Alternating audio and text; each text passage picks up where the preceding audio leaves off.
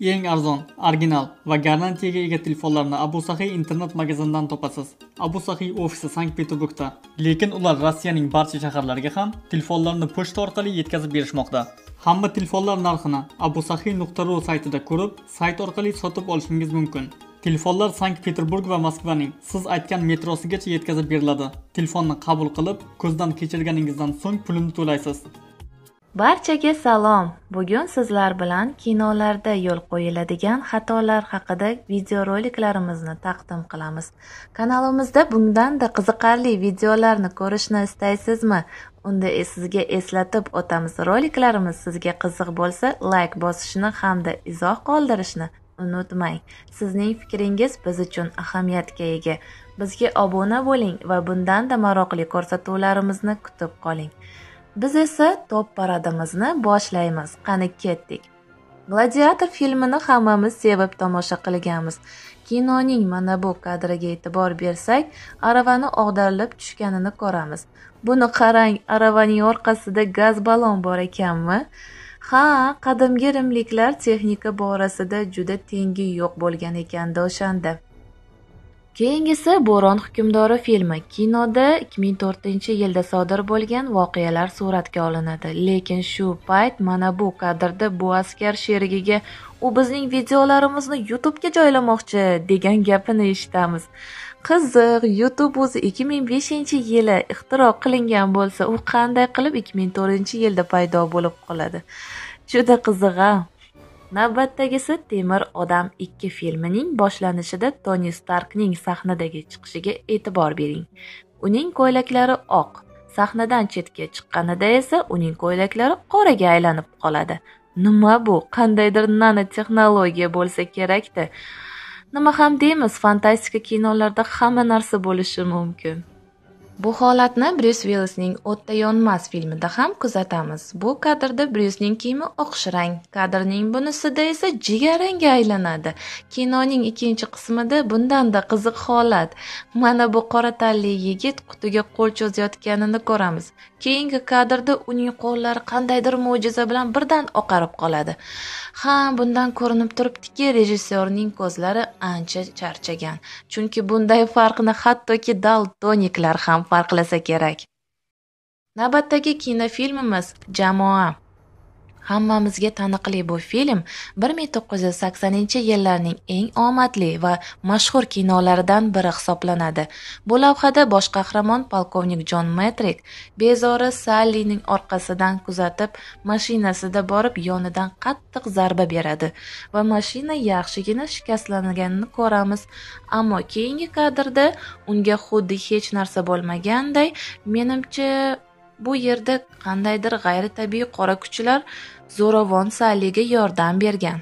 Keyingisi Terminator 2 filmi. Bu filmda ham e'tibor bering. Mana bu yuk mashinasi ko'prikdan pastga qarab tushganida barcha oynaklari chilparchin bo'lib tushadi. Keyingi kadrda esa but-butunligini ko'ramiz. Ha, izohni o'zingiz bering, nima ham deyishga hayronmiz biz. Navbatdagisi Deadpool. Kino boshidayoq bosh qahramon chap qo'lini bilagidan kesib o'zini axlat tashiydigan mashinaga tashlaydi. Lekin u qulayotgan kadri sekinlashtirsak, uning o'ng qo'li uzilganini ko'ramiz. Rejissyorlar, hech bo'lmasa chap o'ngni farqiga boringlar iltimos. Keyingisi Oxirgi samuray. Bu filmda Tom Kruzning o'z samuray qo'shinlarini oldiga qaytib kelganini ko'ramiz. Ammo hech kim mana bu kadrga e'tibor qilmagani aniq. Bunda ot qo'shin ichidagi askarni pastki qismiga tepadi. Ha, albatta bu ssenariyda yo'q edi, ammo askarga barakalla, kino dubli buzilmasin deb chidab berdi.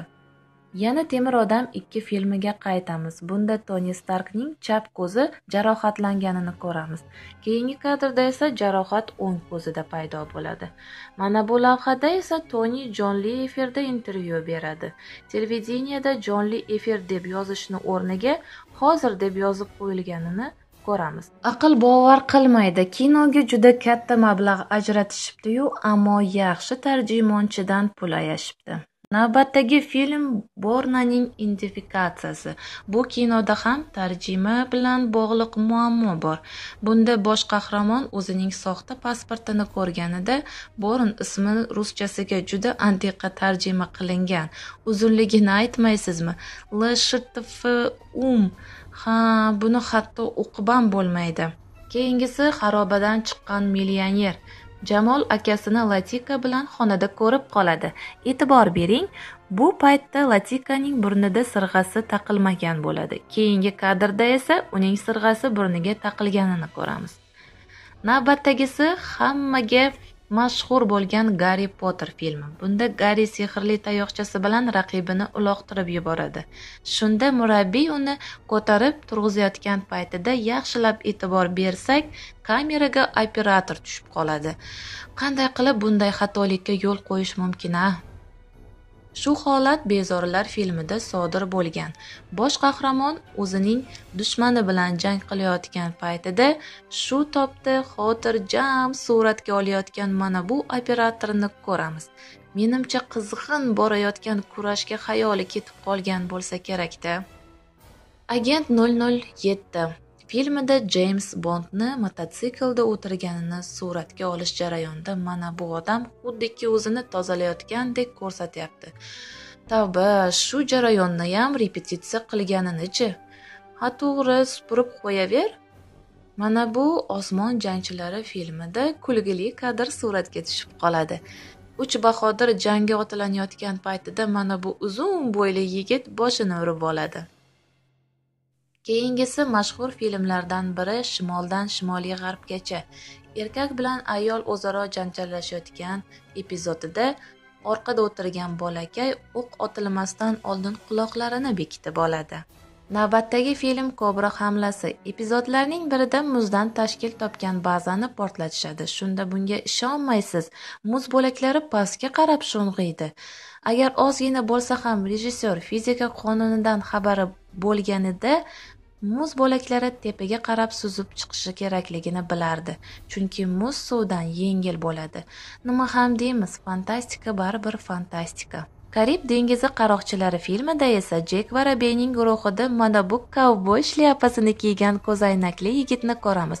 Menimcha u Jekning oldiga kelajakdan mehmonga kelib qolgan shekilli. Keyingisi kinematografiya olamidagi mashhur kinorejissyor Quentin Tarantino ham bu xatolardan chetda qolmadi. Uning Kriminalniy chtiva filmida mana bu mashhur epizodni hammamiz bilamiz. Bunda kino qahramoni Jons Uilsonga qarata to'pponchada o'q uziladi. Lekin qandaydir g'ayritabiiy yo'l bilan o'q unga emas, devorga tegadi. Agar yaxshilab e'tibor bersak, o'q izlari devorda bu kadrdan oldin ham mavjud bo'lganiga guvoh bo'lamiz. Yakunlovchi filmimiz bu o'zga sayyoraliklarning hujumi. Mustaqillik kuni filmi. Filmda muzlatkichni ochib yopgandagi kadrda bir zumda u yerdagi bor mahsulotning birdaniga yo'q bo'lib qolishi bizni hayratlantiradi. Balki bunga sabab o'zga sayyoraliklardir. Shu bilan sizlarga kino olamida yo'l qo'yilgan xatolar haqida videoroligimizni yakunlaymiz. Eslatib o'tamiz, videolarimiz sizga ma'qul kelgan bo'lsa like bosing va izoh qoldiring. Keyingi roliklarimizda ko'rishguncha xayr.